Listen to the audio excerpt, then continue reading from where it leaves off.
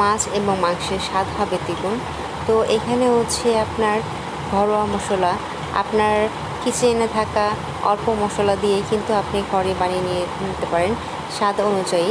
আপনার হচ্ছে এটা মাছে দিতে পারেন, মাংসের মধ্যে দিতে পারেন, মুরগিতে দিতে পারেন।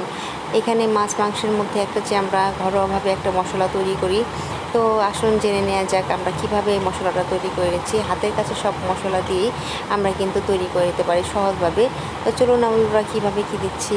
এখানে আমি কিন্তু আমার 1 চামচ, আমি চায়ের চামচটা এখানে ব্যবহার করেছি। 1 চামচ দিয়েছি আপনার কালো গোলমরিচ, 1 চামচ দিয়েছি হচ্ছে সাদা গোলমরিচ, পিপল দিয়েছি 7 থেকে 8টি, আর জিরা গুঁড়ো এখানে আমি কিন্তু 3-4 চামচ দিয়েছি।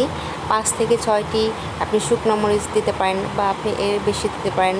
তারপর হচ্ছে এখানে লংটা দিয়েছি আপনার 6 থেকে 7টি, মৌরি দিয়েছি 2 চামচ, আর ধনিয়াটা দিয়েছি হচ্ছে আপনার আপনি অনুযায়ী বাড়িয়ে কমিয়ে নিতে পারেন। এখানে আমি 1 কাপ এটা ইউজ করেছি। তো আমরা চুলায় একটা প্যান বসিয়ে দিয়ে এখানে সব মশলাগুলো হালকা আছে এখানে ভেজে নিতে হবে। একটু হালকা আছে নাড়াচাড়া দিয়ে ভেজে নেবেন, কারণ হচ্ছে যদি আমরা আঁচটা এখানে বাড়িয়ে দিই তাহলে কিন্তু আমাদের মশলাটা পুড়ে যাওয়ার সম্ভাবনাটা বেশি থাকে। তো এখানে হচ্ছে আমরা কম আঁচে আমরা ভেজে নিব।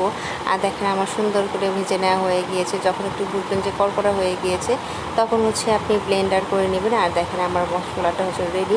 সো এই মশলাটা এত সুন্দর ফ্লেভার, এত সুন্দর গ্রান, আপনি ইউজ না করলে, আপনি এটা বানিয়ে না নিলে আপনি বুঝতে পারবেন না। তো সবাই